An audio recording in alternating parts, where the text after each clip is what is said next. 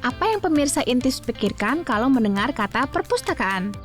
Kalau masih memikirkan buku-buku saja, berarti pemirsa Intips perlu main nih ke Perpustakaan Nasional atau Perpusnas.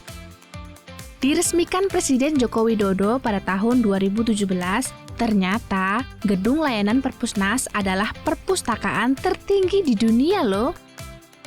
Dengan tinggi 126,3 meter, Perpusnas memiliki 24 lantai menjulang ke atas dan juga 3 lantai basement.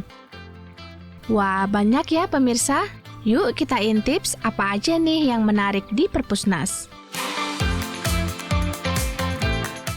Masuk lobi utama Perpusnas, pemirsa akan disuguhi rak buku raksasa yang menjulang di tengah ruangan. Sebelum menjelajahi lebih lanjut, pemirsa harus menitipkan tas dulu ya. Di lantai 1, terdapat loker untuk menyimpan barang kita.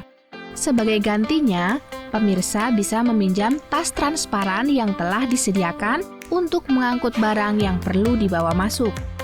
Pemirsa yang ingin memanfaatkan seluruh layanan dan koleksi di Perpusnas, wajib hukumnya untuk membuat kartu anggota ya. Caranya, pemirsa bisa mendaftar di bagian layanan keanggotaan yang ada di lantai 2 Perpusnas. Kalau mau mengakses buku-buku koleksi umum, pemirsa bisa langsung naik ke lantai 21 dan 22. Kedua lantai ini berisi rak-rak penuh buku lengkap dari berbagai disiplin ilmu.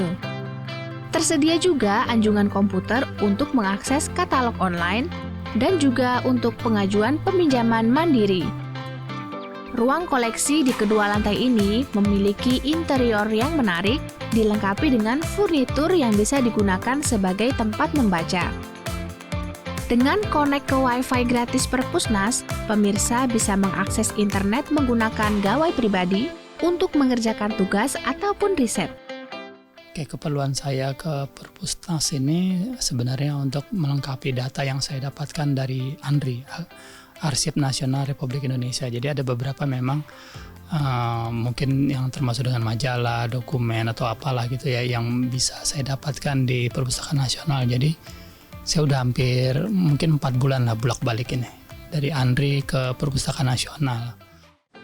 Ya, aku ngusahain buat ke Perpus sendiri itu karena itu pertama bukunya lengkap, terus sekarang juga kan asik buat baca buku, tempatnya tuh sekarang nyaman Mbak, nyaman, terus juga asik lah buat zaman-zaman ini, zaman muda, Gen Z gitu. Terus juga kantinnya juga enak, nyaman, sama nggak apa ya, kalau misalkan buat baca buku sekarang tuh nggak berisik sama nggak bosenin karena tempatnya juga nyaman kayak gitu.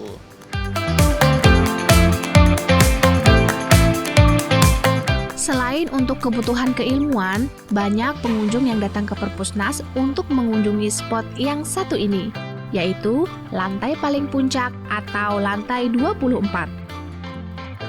Di lantai ini, terdapat balkon yang mengarah ke pemandangan ikon kota Jakarta. Tepatnya, pemirsa akan disuguhi panorama Monumen Nasional yang menjulang tinggi. Selain koleksi karya berbentuk tulisan, pemirsa bisa pergi ke lantai 8 untuk mengakses koleksi audiovisual.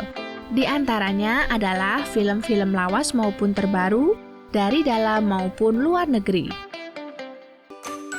Jika pemirsa ingin menonton koleksinya, telah disediakan mini teater yang bisa memutar film seperti di bioskop. Perpusnas juga mengakomodir kebutuhan khusus seperti koleksi bacaan anak-anak dan juga layanan untuk disabilitas di lantai 7 Perpusnas. Untuk layanan disabilitas itu selain buku-buku monograf biasa yang tulis untuk disabilitas, kita juga punya braille untuk tunanetra. Terus ada juga monitor atau pengeras suara untuk yang memang berkebutuhan khusus seperti itu. Jadi memang kita sediakan koleksinya, kita pergunakan, ada juga alat-alatnya. Ada satu lagi nih yang harus diingat, pengunjung dilarang makan dan minum di ruang baca dan koleksi ya. Tapi jangan khawatir, kalau lapar dan haus menyerang, Perpusnas punya jawabannya. Di lantai 4 ada kantin Perpusnas yang siap menyediakan pelepas lapar dan dahaga. Nah, bagaimana pemirsa? Tertarik untuk berkunjung ke Perpusnas?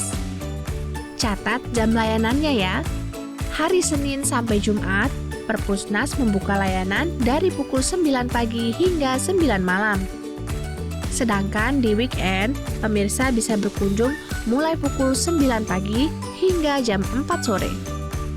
Pemirsa, sekian dulu ya Intips kali ini. Sampai jumpa di liputan Intips selanjutnya.